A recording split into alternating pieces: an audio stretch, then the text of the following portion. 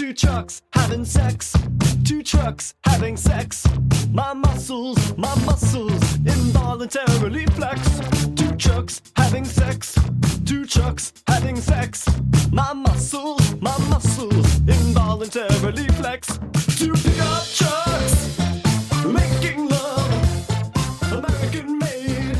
Listen up, Autobots and Decepticlowns. You're listening to Prime Cuts, a really fucking gritty podcast about the Transformers war in all caps. I'm one of your fucking war hosts, Nero.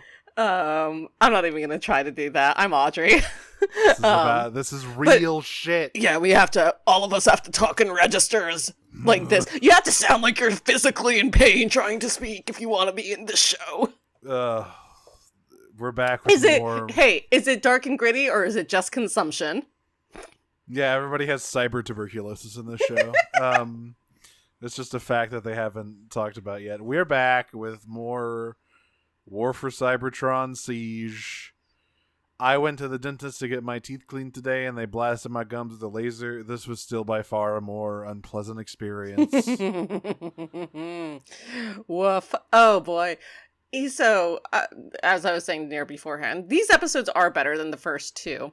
Somewhat ironically, they are also more frustrating to watch. Yes. Because we start getting to the point where it's like, this isn't just growing pains, or like this isn't just like in like general not living up to potential kind of things. There are conscious decisions that this show makes that makes it worse than it could have been. Yeah, we're beyond everyone sounds like shit. It looks like somebody spilled gravel over my Transformers toys. Now we're on to, the character writing is really bad. Yeah, and also like some of the other stuff, like the voice direction as well. I was like, oh, someone told them to say that line that way with that pause there. And that's the read they went with. And it is an objectively bad read. There's some stinky reads in here. I mean, the Starscream's voice, I when I was listening to it, I was okay. like... He's okay. He's doing the best, but the whole time I was like, wait a minute. Does his modulation just sound like shit, or did they pitch his voice up? Because I literally couldn't tell. I was like, is he like being pitched up, or because also, I think one of the problems with the way Soundwave sounds in the show is that the guy doing he's his too voice, high. He's not deep enough. You need to be we talked about this last time. Really low. Which is why I'm happy that Soundwave never says shit in this show, because I hate listening to it. Yeah, because he got replaced by Jetfire. So much for that. There's a lot of relationships that end in these two episodes. And I'll give it credit. Some that begin. We have Ratchet and Impactor up to they're doing something. I do have a note about the old man yaoi, but also broken ass divorce between Ratchet and Wheeljack. I also like broken ass marriage. I also like that conceptually. Those are the two things in this show so far that I like conceptually. Everything else, fuck it. No more love, broken ass marriage. Started. I will say before we get like formally started that Ratchet's also okay. Yes, I think he's pretty well acted. Like the direction for his, and again, like I don't put, after 4 episodes of this, I'm not putting any of the bad voice acting on the voice actors. Some of this is because I've heard these voice actors, some of them in the same roles, in other shows, and they're not nearly this bad. And other reasons is just like, there is no one who would say these words this way, like in these ways, unless they were specifically told to do so. So I put a lot of the blame on the direction for anything. The script, all of the other stuff around. The modulation. Yeah. But Ratchet's okay. Like, Ratchet's acted pretty well. His delivery is pretty good. And, like, I like his character, actually.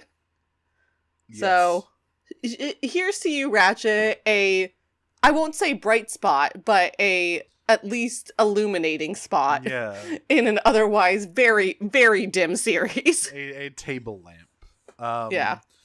Episode 3.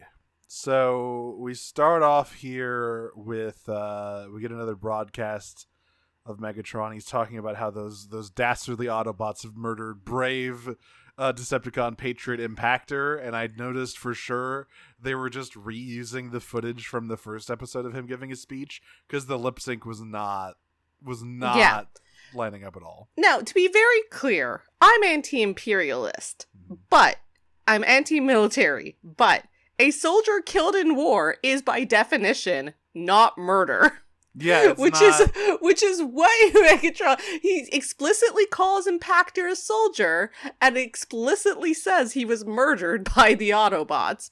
This is a war. Impactor is by your own definition a soldier. That's what war is. That's not murder. I guess this is more of like an insurgent action where it's not because it's definitely not really a war that has equal sides like a lot of the other versions of the Cybertronian Civil War have. This is like, I don't know what they're going for here, but it doesn't work, especially because, as we see shortly with Ratchet collecting like body parts along the battlefield, the Decepticons suck ass at looking for things because Impactor's still alive under that rubble. Like, I feel like it's kind of a producer's thing where it's like, does it cost more money and resources to look for this guy or just to leave him for dead? Like, I think Spinister just didn't care. I think Spinister and Skytra didn't like him. Spinister is like ridiculous in this series, by the way. What are you doing here, dude? Who are you? Prowl is here now as we cut over to the arc. Prowl just sort of arrives. Well, just to be clear, Ratchet finds Impactor, and Impactor's like, better make it count, better do it in one shot. And Ratchet's like, hey, would you like to get into an old man romance with me? And that's basically what happens there. He's like impaled on a rebar. Yeah, he looks dead as shit. But he's fine. Prowl has arrived. I wish I could say... he's 5 feet tall. He's so small. He's like the size of Alita. No, he's small. He's like... He comes up to Alita's tits. Short King Mama A. I wish I could say he's a really fun character who's like a huge asshole and sucks in a fun and compelling way like IDW Prowl. But he doesn't... He's not a character. He's just a guy. Yeah. He's just a guy. He's like G1 cartoon Prowl where he's just there. And this was the scene actually where Alita has a conversation. I'm sure, Nero, you're about to go into this with Optimus, where I was like, oh, the direction for this show is god awful, truly. Like, because again, like we heard in the first 2 episodes that her voice actress knows how to act. Mm-hmm. Again, not necessarily an Oscar-winning performance, but certainly good enough to deliver lines with appropriate emotional weight. Right? Mm-hmm. And that is not what happens in this scene. And it's like, oh, these were conscious choices to have Alita's lines delivered in this way, which made this scene worse. Anyway, Nero, would you like to describe what the conversation is? Of course, because it's all the fucking Autobots talk about anymore. It's funny. Everyone's like, "Oh my god, Megatron is looking for the Allspark. Megatron's gonna find the Allspark." But like, he doesn't talk about it as much. He's got other shit going on in his life, Like every other word out of Optimus's stupid fucking mouth plate is, "We have to find the Allspark." And in this conversation, while he's talking to Alita and Prowl about finding the Allspark, he realizes that, like, oh my god, even if we find it, it won't be enough to find it. We have to keep it out of Megatron's hands forever. We have to take it into space. And Alita says, Tim Curry voice, space! Right, the only place free from Decepticon corruption. Exactly. Space! And Alita says, hey, won't the planet die if you do that? And... Optimus goes, shut up, Alita. Yeah, he literally goes, I won't let that happen. It's like, bro, I don't think it's up to you. I don't think that's how any of this shit works. And fuck yourself. Like, Alita is, like, begging for crumbs. And I want to take... She's take literally, her out. Later at a point, she's like, please just listen to what I have to say. And Optimus goes, yeah. No. It's like, she's like, can you please at least acknowledge that, like, my concerns are legitimate? She's like, you are the commander, I will follow what you say, but can you please at least admit that you don't have any idea what will happen if you remove the Allspark from Cybertron? And his response is, oh, so you don't trust me? Yeah! And Alita's like, what the fuck? Like, what? And I'm also like, what the fuck? I'm gonna kill this Optimus with my own two hands, I swear to fucking God. That made me so mad because he's like so sad. He's like, oh, so you don't trust me. Nobody care me. He's like, shut up, brother. He's fucking Darvoing her. What the fuck? I hate his ass so much. This, like, we were talking about whether this Optimus or Energon Optimus sucks more. And I think this one sucks more because Energon Optimus sucks in a funny way because he keeps dying all the time. This Optimus is just annoying. So my argument is that I think they suck equally. Yes. But there is no enjoyment to be had from how this Optimus sucks. No, like, he's not gonna, like, be told, hey, don't go in the stinky gas, you'll die. And then he goes in the stinky gas and he dies immediately. Yeah, the thing. Oh, you know what? Maybe, Alita's like, Optimus, please listen to me. You can't go into the stinky fart gas. You'll die immediately. And it's like, Alita, you just don't believe in me. How dare you, after all we've been through? And then he walks into the stinky fart gas and dies immediately. He's like, Alita, why didn't you warn me? No, he'll be like, this is because Alita didn't believe in me. If she just believed, I would have been fine. Like the thing about Energon Optimus is that occasionally he did incredibly stupid things, which were very funny to watch. Mm-hmm. And the other thing, the more important thing, is that all the characters that he was being immense assholes to, I disliked more than him. Yes. Yeah, that's the thing. Everyone else also sucks. I mean, everyone sucks in Energon as well. However, I don't dislike anyone more than I dislike this Optimus. Yeah, like the person, the guy he's chiefly being mean to is Elita 1. The only person I might dislike more is Jetfire, just because that's not fucking Jetfire. That is just Jetfire's model that they slapped an entirely new personality on. And not a good personality at that. But like, I like Alita way more than I like Optimus. I like Wheeljack more than I like Optimus. I like Ratchet more than I like Optimus. I like Impactor more than I like Optimus. I even like Mirage more than I like Optimus. Yeah. And Mirage sucks in these episodes. I like Ultra Magnus more than I like Optimus. Like, I like Bumblebee more than I like Optimus. Optimus sucks. And so, like, for him to be this kind of asshole, he's on the same level as assholery, though different, like much more passive-aggressive victim-blamey than Energon Optimus was. But still, like, similar levels of assholery. However, it is much less rewarding to watch him be that kind of asshole to characters I like more than him than it is in Energon to see him doing it to fucking Padlock. Or that time he punched Ironhide in the face. Right. For no reason.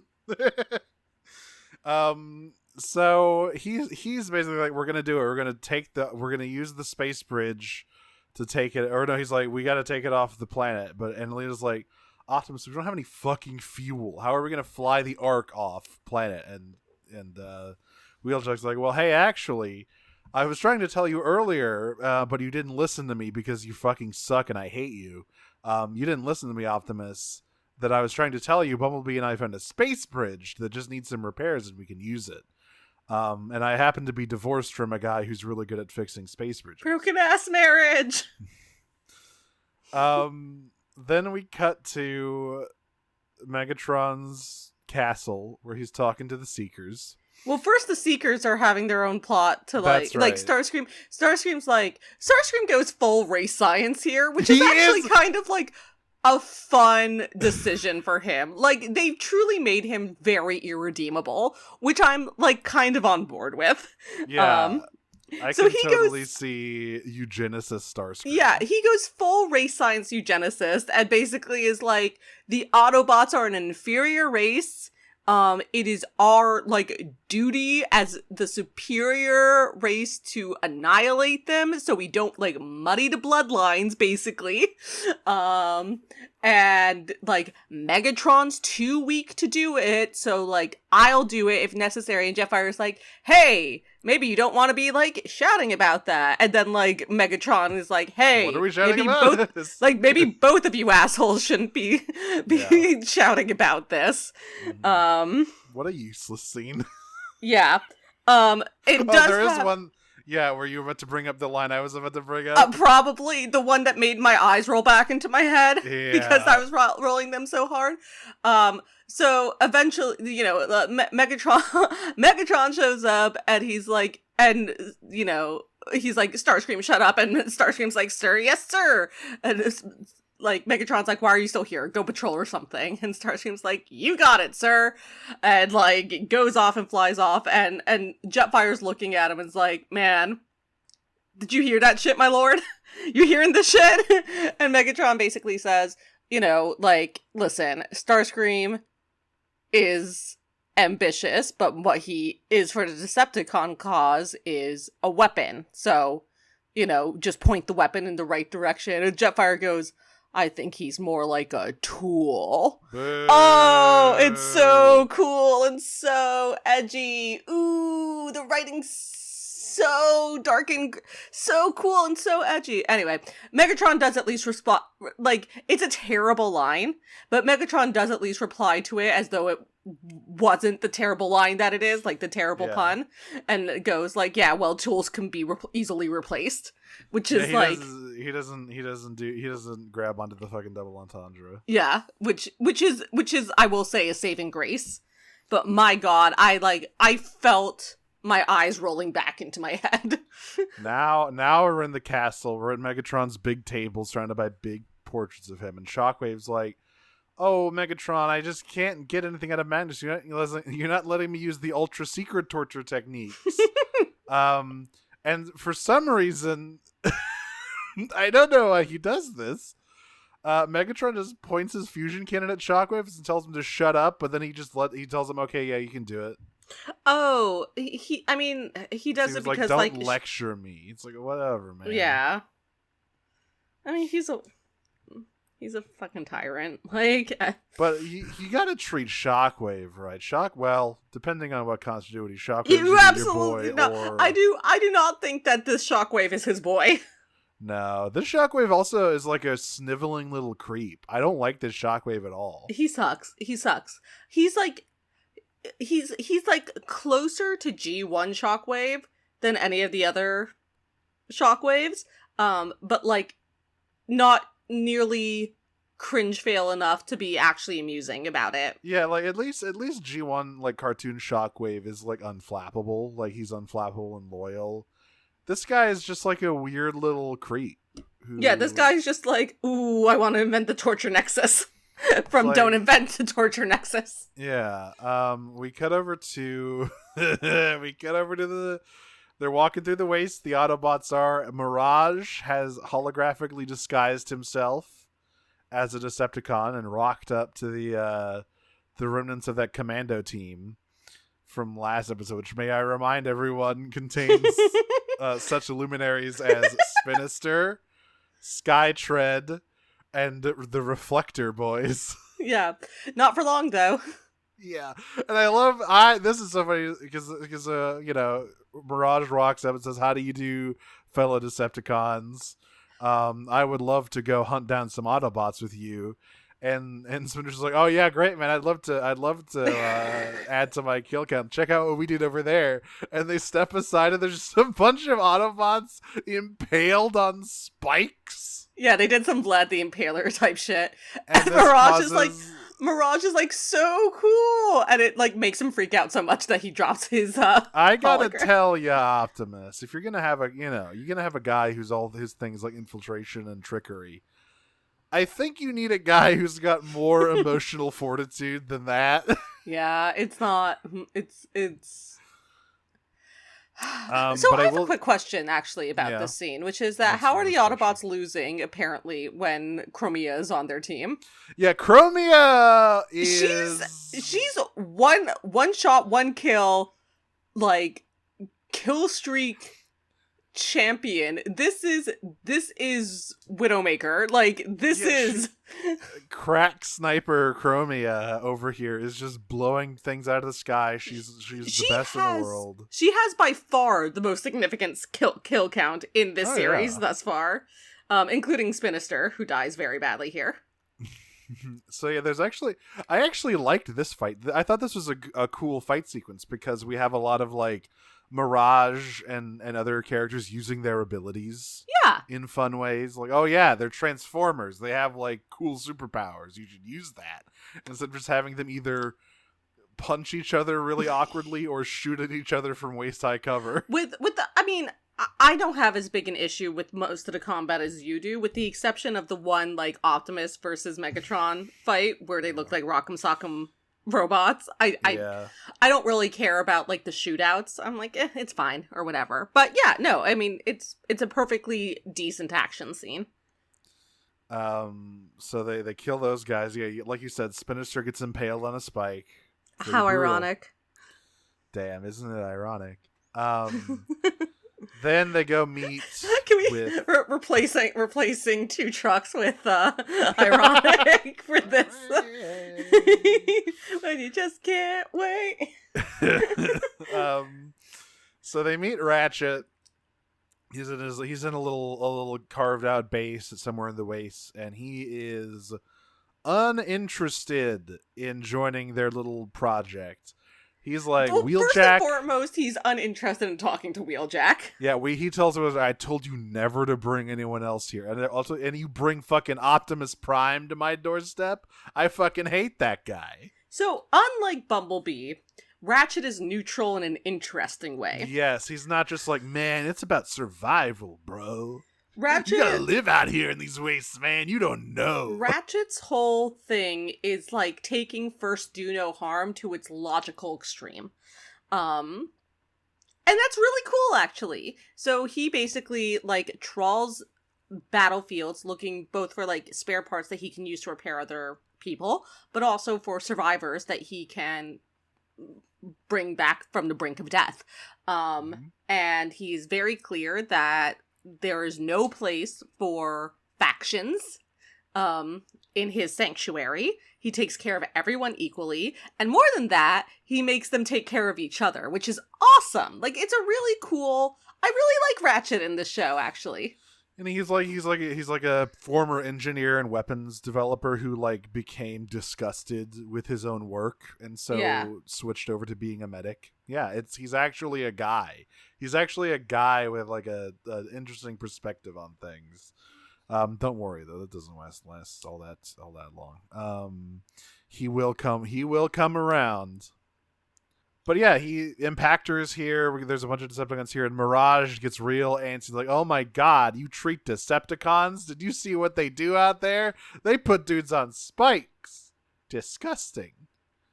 Then this is where we get some actual backfill in for the conflict. This is where we start to like learn about how the war started in a little bit more detail than just there's a war. What is very funny about it, so Mirage basically goes on a rant about how like oppressive the Autobots were for millennia. Impactor goes on. Sorry, yeah, Impactor. Who did I say? Mirage. Oh, sorry, yeah.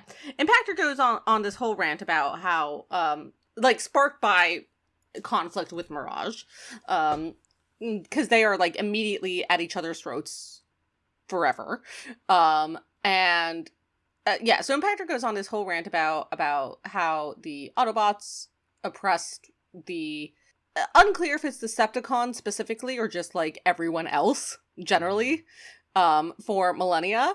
And what's really interesting about this is none of the Autobots have anything to say about it. Yeah, okay, I have, so number one, first of all, usually Mirage is characterized as like a blue blood aristocrat, right? I was about to say, like, if anyone deserves this lecture, it is Mirage, to be fair. But this version of Mirage is nothing like that. He's just a cream-faced young man. We don't know that.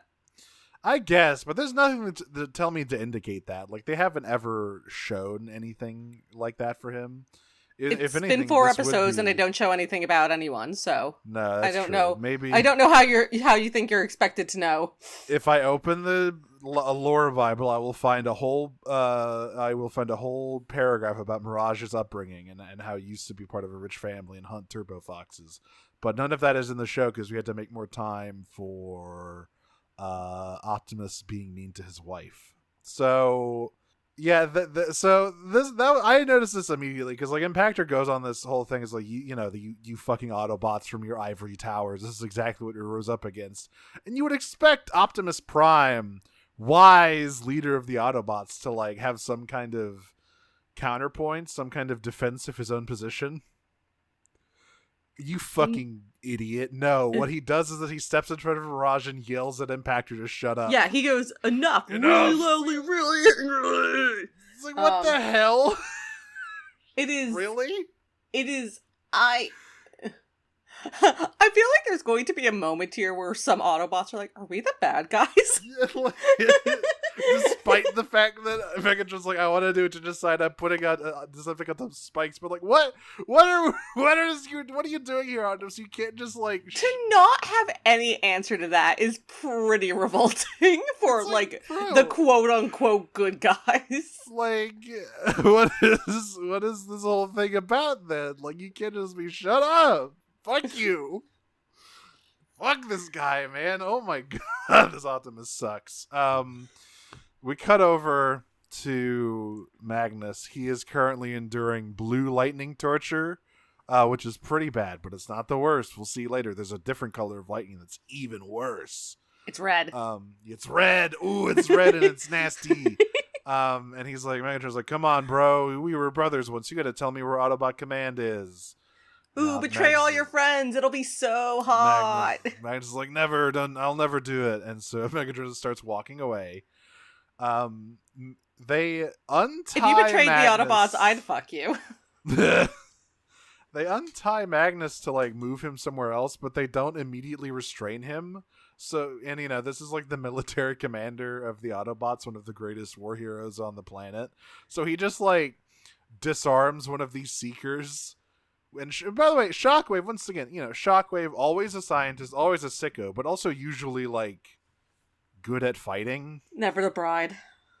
And this one, he just, like, raises his hands and goes, ooh, don't hurt me. Yeah, he's like, all right, all right, let's kill this guy. And he holds Megatron at gunpoint. Jetfire is also there, which is important for later. He holds Megatron at gunpoint, and Megatron and Megatron's like, turn around and face me. And Megatron's like, no. Because I don't think you have the guts to take a dishonorable shot at my back. Do it, pussy. That's kind of a crazy thing where it's like if I turn around, you'll kill me. But if I don't, you're fucked. And it's true. That's crazy. It works. That's crazy. What the fuck? And he's like, Magnus, if you're gonna win the war, you gotta take this shot. And then Jetfire decks him. Yeah. And knocks him out. And then Megatron looks at Jetfire very significantly and says, Jetfire, if you have the shot and you can change the world with it, you should take it. Wink. And then he walks off, and Jetfire says, I hope this won't come up later. Anyway. Cut over to Ratchet. Optimus, would you fucking believe it? Optimus is talking about the goddamn Allspark again. He's like, Ratchet, listen to me, you gotta help us. Megatron's gonna go after the Allspark and use it as a weapon, and Ratchet's like, oh my god, that's so fucked up.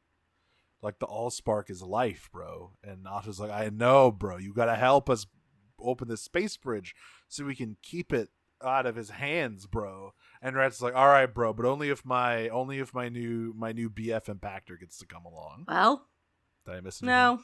Oh, just is that like we're ending the episode? No, there's a couple more things. Okay, but yeah. I only have one more note, so I don't know where this episode ends anymore. So Mirage is like, absolutely not, and Ratchet's like, well, it's not actually your choice, so actually, you don't fucking matter, kid. Fuck you. Yeah. So now Magnus is in the red lightning torture, which is way worse, and it breaks his little shoulder thing and his legs, all the armor off his legs, and there is, to my mass disappointment, no little guy inside of him. No, there's no cream Zeeks or whatever in there. And he's like, okay, I'll talk. I'll tell you where the location of Autobot Command is. And Megatron kind of looks sad and conflicted about it. because like Megatron or Magnus was his like boy or whatever, but he's still like I gotta do it. And then they can fuck, like he said. So we cut over to near the space bridge. Elita makes Impactor take out his like comm unit to be like, hey, we can't let you walk around with that thing broadcasting. You got to leave that behind. So he takes it out. Ratchet's really mad at this. Like he treats this like an indignant. He's like, I can't fucking believe this shit. How dare you? It's like, I don't know, man. Like, is it that much of a big deal to make someone turn off their phone, even if that phone is like in their head? You just get a new one. Anyway, the fact that his comms unit blinks back on alerts Jetfire and Skywarp to Impactor being alive again. So they fly down to investigate, and they stumble upon the actual location of the Ark. And Skywarp's like, oh my fucking god, this is amazing. We have to go tell Megatron so we can genocide all of them. And Jetfire's like, wait, what? Wait, what are you talking about? We weren't about that. Jetfire's like, we should get... Well, Jetfire's like, well, hold on. And Skywarp's like, what do you mean, hold on? Like, they're right there. Like, they're right there. And Jetfire's like, well... We should capture them. We should give them the opportunity to surrender. And Skywarp's like, are you dense? No. I'm going to go tell Megatron. We're just going to kill them. And this is the scene that I have my last note about, which isn't about the scene itself, but is about the fact that it is, like, the Seekers, in particular, make it abundantly clear that the models on the show are toy scans, because you can see in their wings all the points where they click together. All of the bits where all of the guns go, and yeah, where they all click together. I'm like, oh my god, that's so bad. You didn't get rid of that at all? Oh, man. Just smooth it out a little bit. Just it's like, that's crazy. That would have taken nothing. Oh, man. And maybe they kept it because they thought like the Greybolt look made it look like more realistic for the show. But man, it's like, I was like, that is a Gundam like sheet. Yeah, it just makes them look more like toys. Sheet. Yeah. Yeah. So Jetfire like tries to stop Skywarp and is like, no, I won't allow this. And Skywarp says, you traitor. And Jetfire shoots him a single time. I must reinforce what happens here, because what we learn next episode is completely fucking insane. He shoots him a single time, like in the back. And this is the first of a couple times where it's like, of course we know about the heavy grade weapons integrated shuttles. Famous. The famous like space shuttles integrated with RPGs and like. Except he doesn't even use RPGs. He just shoots them. Not in this one. In the next episode, he does. Yeah, he does. Oh my god, he opens all of his missile ports and stuff. But he shoots Skywarp one time, a single time, in like the lower back. And Skywarp goes, "Oh my god, you fucking traitor! I'm gonna tell mommy on you." And he flies off. He goes, "My cramps." And Jetfire looks really sad. And Jetfire goes, "Sorry." He literally apologizes, but like, for what? What do you fucking... Anyway, he's sad. Megatron spins up some more shit about Optimus is trying to destroy the Allspark and we must reformat them all into proper Decepticons. I will say I at first liked the reversal of using Till All Are One as a Decepticon thing, but then I learned later that's just an Alpha Trion thing, so whatever, I guess. But here's the important thing. That single shot from Jetfire's dinky little gun killed him. Yeah. We learn in the next episode that Skywarp is dead. Like, what the fuck? Presumably. Well, I guess maybe Starscream could be lying. Yeah. But like... He could be lying. But, like, presumably Skywarp is dead. Ultra Magnus is dead. People are dying in very stupid ways in this show. To be fair, Ultra Magnus dying at least makes sense because he gets a hole into his chest. Spinister. Spinister got impaled. Skywarp got pinged by a single shot. Like, it'd be different if he shot him through the afterwards. chest. Yeah, he flies away. It's like, I don't know, man. I think that's something you can spend some time in the CR chamber for. But speaking of the next episode, episode 4 starts. It's a rainy day at the Tarnhauser Gate, which this is another movie reference. My breath stopped for a second because before I saw that it was a battlefield, I saw the gate and Tarnhauser, and I was like, oh, this better not be a concentration camp reference. Yeah. So this is number one. Obviously, Tarn is a Transformers word. It's a city. It's also the name of a guy. In the very famous dying monologue at the end of Blade Runner, Roy Batty talks about the Tannhauser Gate. So this is another reference to like an 80s movie. Just like Shockwave saying "derezzed," because Corey Burton based Shockwave's voice on Sark from that movie. I mean, Tannhauser's also like a very well-known opera. Yeah. Well, now it's Tarnhauser because we gotta. But guess who wrote it? It was Richard fucking Wagner. So my point still stands. Yeah. Apparently, this is not. That there's nothing to do with that. This is a memorial for the bloodiest battle in Cybertronian history. This is the spot where, according to Megatron, Alpha Trion launched his revolution. What was he launching it against? We just don't know. Can't say. Don't know. Who fucking knows? Like, at this point, I'm like, okay, are we just supposed to fill in like a bunch of like context from the IDW comics? Was he like rebelling against the Functionists or something? But like, it's a different thing. You can't just use just sort of general knowledge from other shit in your show. Like, this is a new show. It feels like there's just political movements about nothing.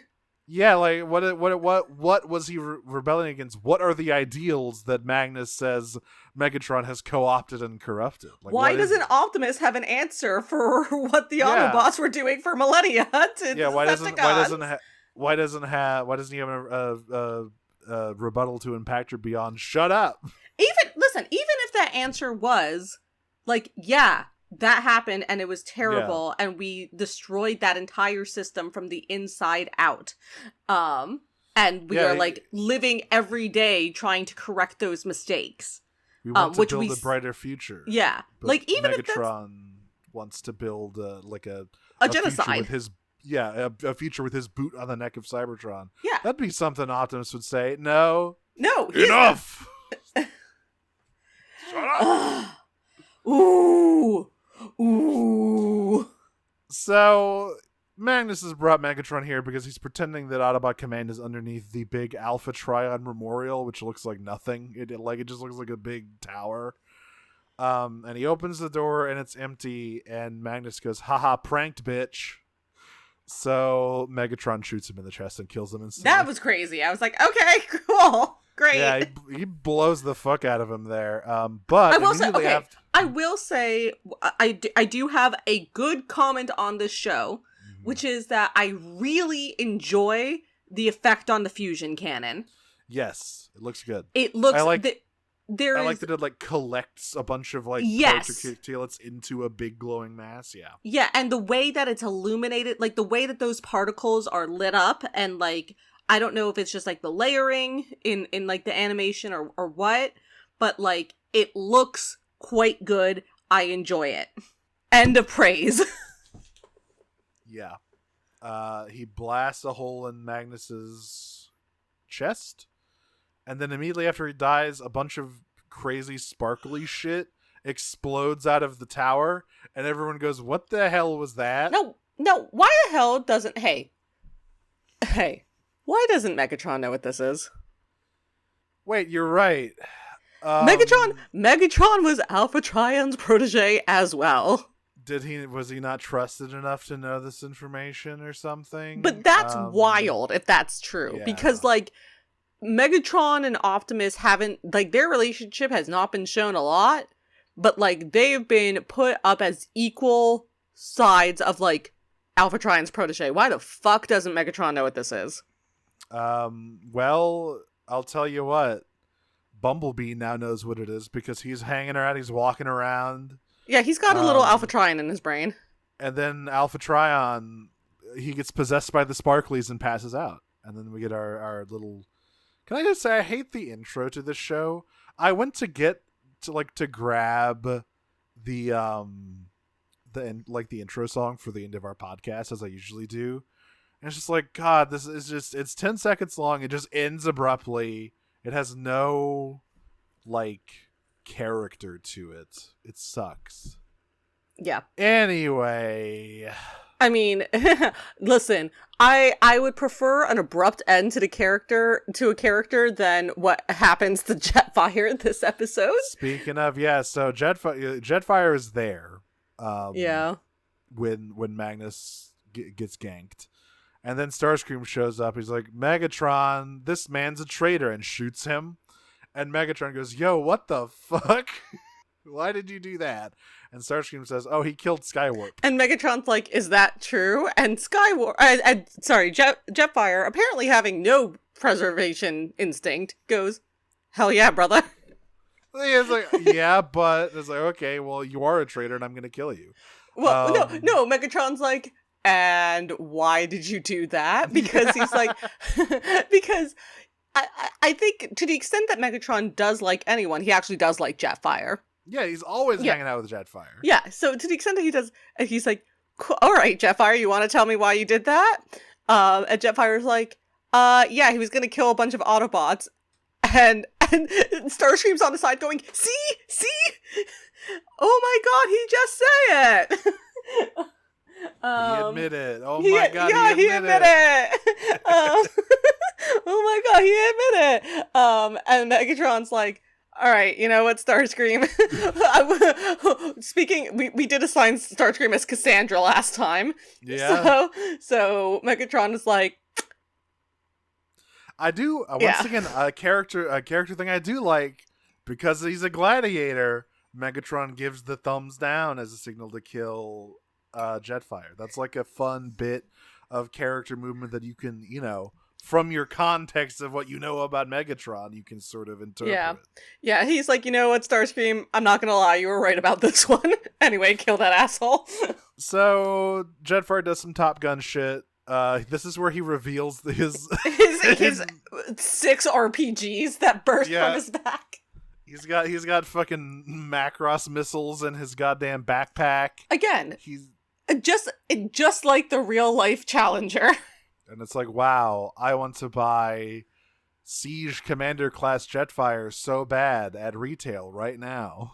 Like the issue is, like, here's the thing, the models like look okay from the front, but from the back it's like woof. There's a shot of so Optimus has like a weird little backpack thing. They all do. The way but like Optimus especially, when there's a shot of him standing in profile, it's like I can see the wall behind you through the like gap, plastic backpack gap in your thing, which is which makes sense for a toy to have that, because that's how you like get it to stand up. When you this is the same problem I had with the early issues of the rebooted IDW continuity, and I wonder if there was just like a weird, you have to make it look like the toys like thing that Hasbro was doing, because they also very obviously used the toys as like a direct model for the art in those early issues, and it looked terrible. Like literally Megatron had visible like screws in his tank tread kibble. It's like, bro, you can't just draw the toy. You need to do something else. And this is the same problem here, where it's like, I can see the kibble. You can't do that shit. Anyway, Jetfire gets shot out of the sky. Yeah. A lot of flyers get shot out of the sky. Though this one rarely, remarkably not by Chromia. Yes. We cut over to Prime being like, oh my god, the Alpha Trion protocols have activated. Magnus is dead, and Ilena's like, what? Wait, what are you talking about? So I guess we can wait to talk about the Alpha Trion protocols in particular later. But with the Guardians? I think it's really stupid. Yeah. So, but first we have to get to some other stupid shit where he's like, all right, we're moving forward with our plan of steal Allspark, get it off planet. let's get this space bridge team together. And once Alita's again, like, Alita's like, I am literally please. begging you to just consider it. It's Have like, you even please. thought about the potential consequences of this? please, Optimus, I need you to like. What if I just need you to know that you're considering my point of view. Your oldest and most trusted friend, and Optimus literally just says, "Do your job," and leaves. Like, not just the oldest friend, like his lover. Your wife, Optimus. This is his fucking wife. Like, they are explicitly together. Alita wasn't wasting her time with that motherfucker. She's like with a real man. Like, if I try to imagine reading this in an Ita post. like, oh my god, yeah, absolutely. Am I the asshole for asking my husband to consider the consequences of his actions? Can you imagine the comments going, leave him over? Can we just for 15 minutes, can we just swap Siege Alita 1 with IDW Alita 1 and just see what happens? Can we just see what happens there? I mean, the war ends instantaneously. Because she tears Optimus apart with her bare hands. Yeah. No one wins here because she kills both of them. Yeah, she puts her fist through Optimus's face. Yeah. As soon as he says, "You do your job." Crunch. She kills Optimus, she walks over to Decepticon HQ, kills Megatron, walks back to headquarters HQ, and fucks Chromia. That's right. So, unfortunately, that's not what happens here. Unfortunately, Optimus continues to be alive. Bumblebee shows up at this point and is like, Optimus, what the fuck? A bunch of sparkly things are in my head. And Optimus is like, I see now. I understand. Young man, it's time to give you the talk about the Alpha Trion protocols. We get some shit. The Space Bridge team stuff isn't really interesting. They're just like, there's tension between Mirage and Impactor. Chromia kills 75,000 more people with a single shot of her sniper rifle and sideswipe swoons. Old man Yowie's there. Impactor and Ratchet are working together. At one point, Impactor tackles Ratchet to the ground when they get attacked by Seekers. It's pretty good. Yeah. Again, there are in these episodes in particular, there are moments of interest. It's just on the whole, I hate that I'm subjecting myself to this. Then we cut over to Decepticon HQ, where Megatron is like, Starscream, you're a very special boy.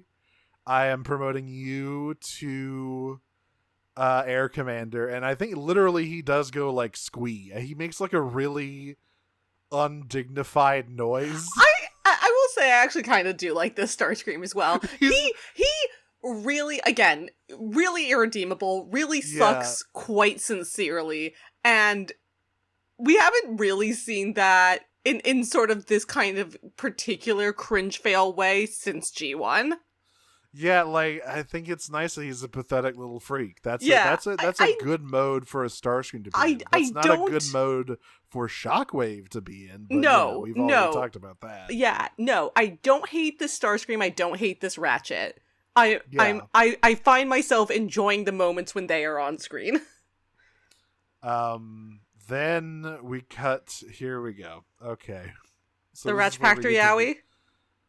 There's that, but there's also just them going we got to watch out for each other. You got to watch out, Doc, and then he patches Impactor up and all that stuff. It's pretty good. But then we get to the explanation about the Alpha Trion protocols. I think. No, wait. I think before that we get the Guardians. Optimus goes to talk to the Guardians. Right. So after having this conversation with Alita, did we even mention that he's I'm going to go to the Guardians with no context whatsoever? Because she seems to know. She's like, oh, do you think they're gonna help this time? And he goes, he goes, I certainly hope so. And Alita's like, okay, she's like, okay, will you consider my will you consider my concerns? And Optimus goes, no, but have you heard of the Knights of Cybertron? So, and it's like, no, but I will go and speak to a semi-mythical a faction who's just sort of hanging out in the fog. The fog. Yeah, so there. these are like the Omega Sentinels, right? These are the Guardian robots. They're all a bunch of fucking like Omega Supreme looking guys, and they're all in the fog in the shadows. And Optimus like, hey guys, Magnus is dead, the protocols are active, and Megatron's trying to find the Allspark. Will you do something now? And they go, no. I will say, to Optimus's credit in this one scene, it is unclear what they are guarding. If this is not enough for them to get, like, activated, and they're like, we're not going to take sides in this conflict. It's like, okay, and Optimus is like, okay, so what's your point then? And then they just go back into the fog. He's literally like, if Megatron gets the Allspark, it'll mean the end for Cybertron. And they go, not our problem, bitch. Go away. And Optimus is like, I kind of think it is your problem, though. No. And I have to say, I hate Optimus, but I do think he's right in this situation. We found guys who suck worse than Optimus. Like, oh yeah, it's the fucking Omega Sentinels. They just sit around on their ass doing nothing. It's like you guys are. If you what does the like duty of guarding Cybertron mean if not keep the Allspark out of the insane despot's hands? Or literally anyone's hands. Like if Optimus was trying to get it for himself, like they should also have activated. It's just like it's baffling. Like Optimus is correct in this situation. The rare Optimus dub in this show. Dog shit. Bro, look at my Guardians. I'm going to jail. Bro, look at my Guardians. The planet's getting destroyed. So, this is where Bumblebee rushes in and goes, Optimus, I know too many things. Help. And he goes, it's time for the talk. There's a time in every young man's life when he is blessed with the collected wisdom and knowledge of the past Autobot leaders. And this is where we get...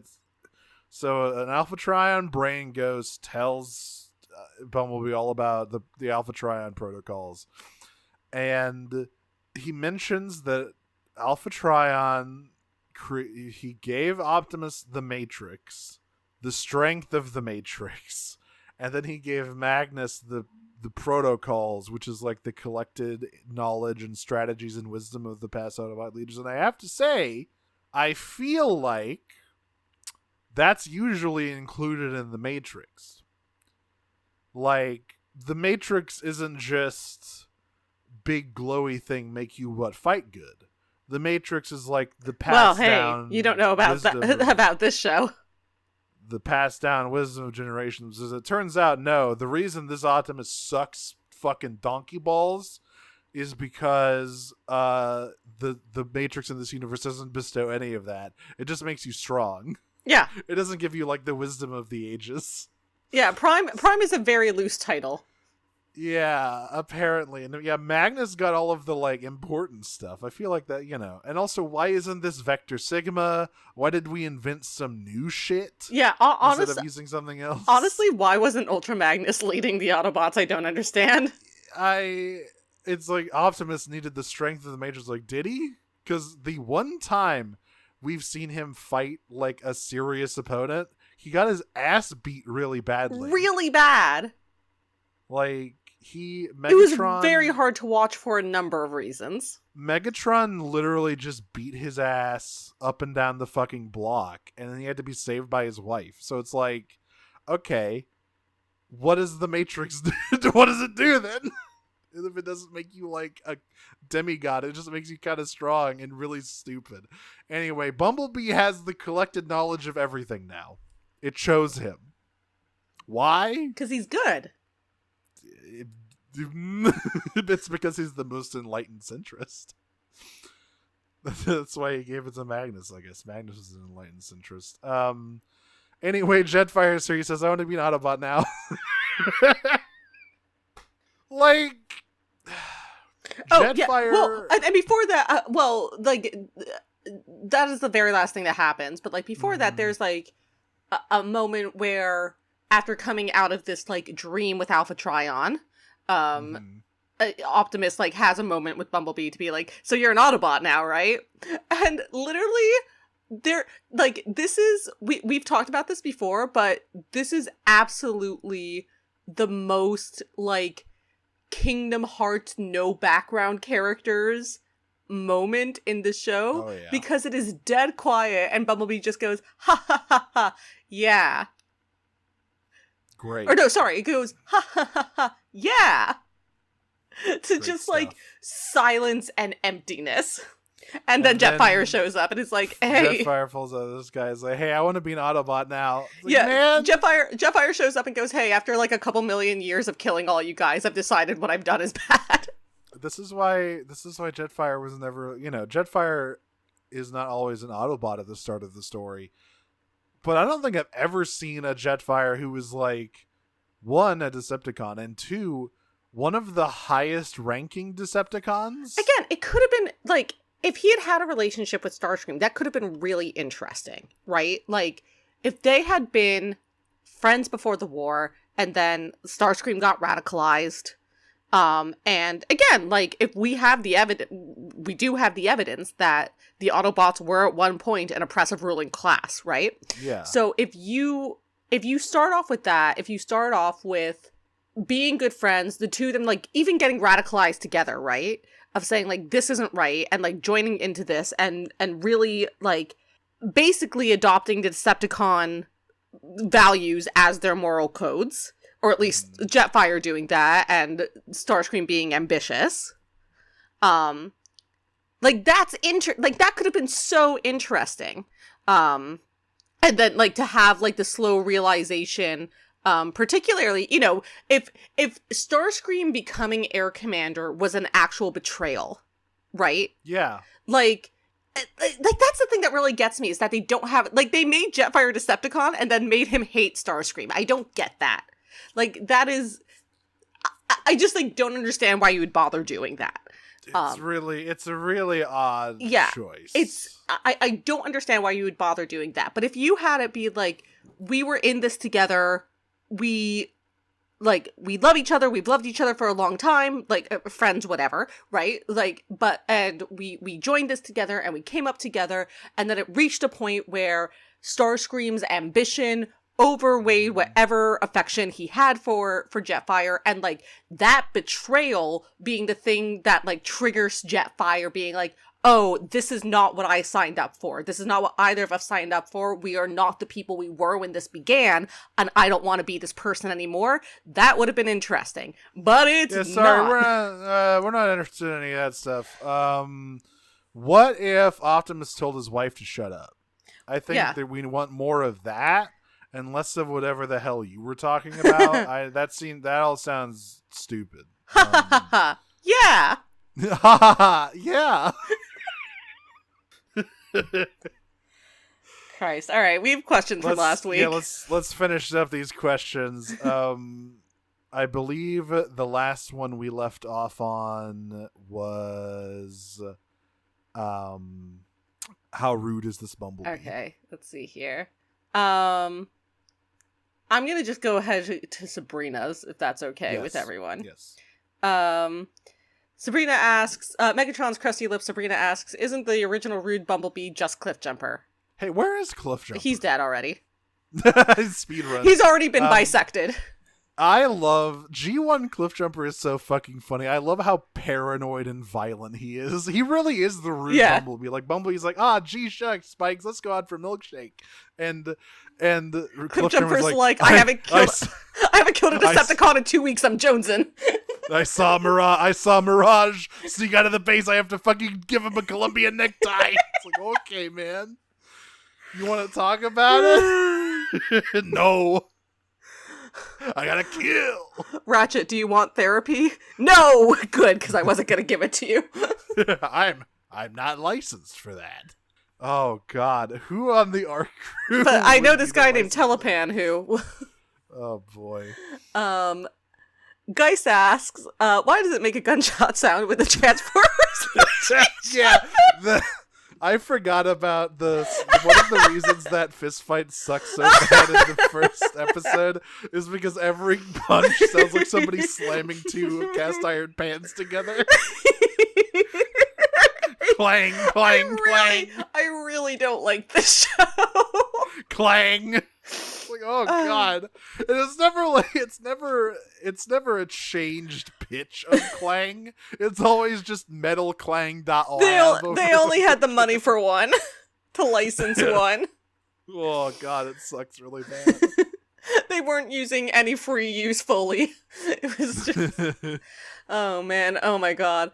Worse for Cybertron, chat asks, who do you think painted Megatron's portraits? Which Decepticon has an artistic touch? That's a good question, because those are very detailed and beautifully made portraits. Maybe he got Sunstreaker to do it before the war began.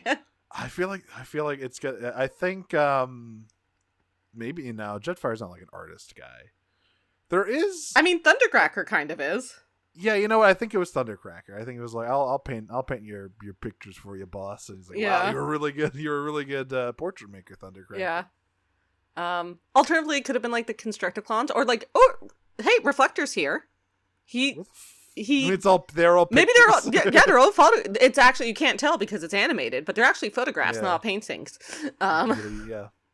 Why are they all sepia toned? Reflector is not a digital camera. Reflector is like a fucking film camera from the early 1900s. Yeah, he gets his own filters. It's fine. Yeah. Guys, this one gives you a big dog tongue, my lord. Okay, don't use that. I meant like lens filters. Like, no, he has Snapchat filters. Guys ask, well, he doesn't have anything anymore because he's fucking dead. Guys ask, how hard is it to parse what's being said when every character talks in the most gravelly voice as possible? Bro, it sucks so bad. It's not impossible to understand them. It's impossible to differentiate them. It's like, oh, dog, God. I hate this. I mean, yeah, they're perfectly legible voices. Yeah, it's not like they over-modulated it. It's just that they don't. Except for Soundwave sometimes. Yeah, Soundwave literally I have to look at the Yeah, the Soundwave is like, pretty rough. But besides Soundwave, who's just incredibly overmodulated, it's not like they're illegible voices. It's just like, man, come on. Come on. Try harder, bro. Slipstream Sam Netflix version asks, do you think you could pick out more than, say, 2 characters maximum by voice alone? Well, now, yes. Because now we have Ratchet, and now we have Starscream. Starscream's an easy one. I can, most of the time, pick out Optimus, because, like, oh, that's the really shitty Peter Cullen impression. I know that one. Megatron's really hard. This Megatron is not... Megatron, Jetfire, and Shockwave in a scene together are very difficult. I think if I turned around and closed my eyes, it would take me a minute to figure out those 3, or any of the other like Seekers, like Skywarp. Like a lot of the, and also Mirage and Sideswipe, I swear, are the same guy. They're very I don't close. Think they are, but like they're so similar. And Alita and Chromia are also very similar. Yeah. But Chromia doesn't need to talk; she just needs action. Boy, is she good at it. Yeah. No, now I can because Starscream is there and Ratchet is there, and those, and actually Wheeljack has just enough of his accent from G1 to it's interesting because it's not like over aggressive, but it is there, and it's actually done like kind of well. So props. The guy's trying to do the Wheeljack voice, but he's not like trying too hard. He's like, I'm gonna put on a little gravel. I'm gonna put on a little like whatever this. What was Wheeljack's accent? It's like mid-Atlantic. Yeah, simple brain. Yeah. Or is it Chicago? It might be Chicago. I don't think it's. No, it's not Chicago. No, you're right. You're right. I think it's like I think it's mid-Atlantic. It's like it's like somewhere in New England. No, further south, mid-Atlantic. It's like it's the voice it's the accent that no longer exists, but was always used in noir films. No, he doesn't sound like that. I know, but it's like it's hard to pin down. I think he might just be from Brooklyn. I'm not sure. It might just be Brooklyn. Whatever. Also mid-Atlantic, admittedly, but very specific in mid-Atlantic. Warora for Cybertron asks, where did Megatron's cloak come from? Is there like Cybertronian sheep or silkworms to make cloth from? So yeah, Magnus's really cool disguise. Yeah. I mean, you can, so it's not only that. I noticed a bunch of flags also in these episodes. There's a bunch of Decepticon flags all over the place. There are presumably Turbo Foxes. Yeah. I guess there's like, Turbo Foxes, Turbo Silkworms. Maybe that's just a tarp. Like, we don't know. Yeah, it's made out of his cloak was made out of cyber burlap. Or no, the G1 way of doing it was they would just put a random metal that was like alliterative between everything. I mean, I am looking on TF Wiki, and there is something called a Sheepatron. Well, there you go. So... Shorn Sheepatron cloak. It's, Alpha Trion gave it to him. Oh, I just remembered. So another thing, I remembered a detail from All Hail Megatron, the IDW comics, because I sort of hold these two a little bit similar in terms of their like maturity levels. Oh please, All Hail Megatron is much better than this. Yeah, but I did remember the part where when Ironhide meets Alpha Trion on Cybertron, instead of just giving him a beard, they had him wear like a cloth mask that looks like a beard. Yeah, they did do that. And I was like, oh, is this actually Alpha Trion? Is this someone posing as him? But no, they just didn't. Why didn't? What? Listen, I'm not saying All Hail Megatron is good, but it is better than this. Scourge had been introduced in the comic at that point. We already had cyber facial hair. Just give Alpha Trion his big mustache. What's the problem? Anyway. Sabrina asks, who in these first two episodes felt the most out of character for you? Jetfire. Oh, easy. Yeah, Jetfire, man. This is just simply not Jetfire. This is not. I don't know who that is. This is not any version of Jetfire that has ever existed. It's not even. No. He's not even like creepy enough to be like Shattered Glass Jetfire. It's just like a guy. He's not. He's not a yandere. He's not like a cocksure, like young gun second in command. Like he's an Armada. He's not a gentle-hearted scientist. He's not a fucking Reddit atheist. He has none of these. Yeah. Like none of them. No other Jetfire characteristics. This Jetfire is an entirely new guy, and I hate him. And I want him to die. I don't like him. I don't like his arc. It is some of the worst character writing of this show. I am sending Siege Jetfire the low tier god.png. You should kill yourself now. Chet asks thoughts on Cog. Fuck. I forgot about Cog. I miss Cog. Where's Cog? I want to know where Cog is. We did talk about Cog in last episode. When Cog is not on screen, the audience should be asking, Where is Cog? Yeah. And finally, Sabrina asks, as we never got to see Megatron's term of surrender, what do you think they were? Bonus points if they are actually reasonable to make Optimus seem even more unhinged. # not my Spinister. Yeah, like, that's still one of the big, like, indicators to me that this was not a well-written show. It's like, you don't have Optimus respond to the criticisms of his movement, and you don't tell me what's in the treaty. Yeah. Like... I mean, my assumption is basically unconditional surrender that leaves the Decepticons and Megatron specifically in control without question in a dictatorship. Yeah. Over Cybertron. But it's like, yeah, you can assume that, but it's like, I would like to hear somebody say it. I would like to hear people discuss it instead of Optimus just going, no deal, but fuck like, you. To be clear, that is what treaties look like when there is a clear winner. Like, that's, so it's, like, even if that were the terms of surrender, and again, we don't know for sure, but, like, it's pretty bad, like, having Cybertron controlled unilaterally by Decepticons led by Megatron is a bad outcome, for sure. Yeah. Oh, absolutely. But it is far from an unreasonable treaty. Yeah, it's like, you're losing the war, Optimus. The war is going very badly. Yeah, like that is what happens when someone loses when a faction loses a war.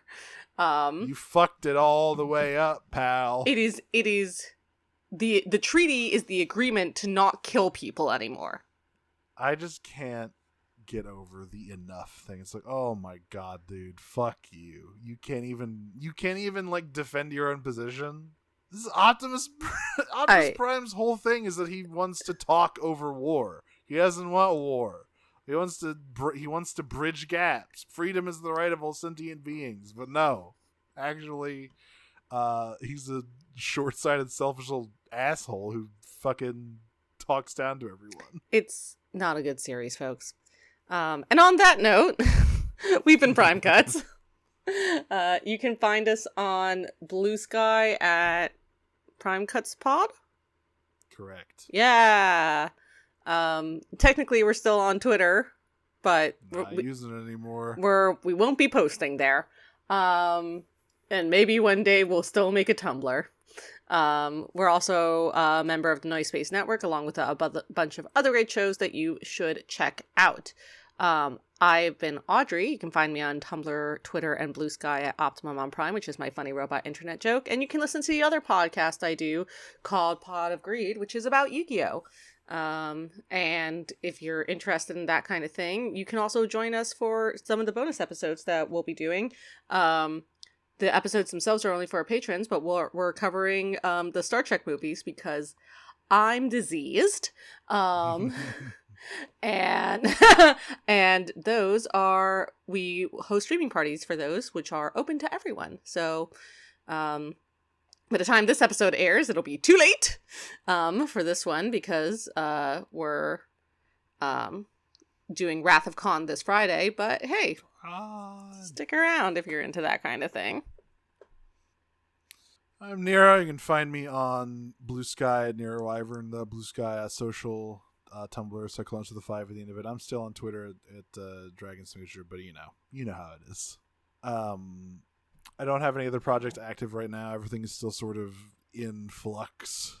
The world is, I don't know if anybody noticed this. I don't know if anybody noticed that shit's crazy?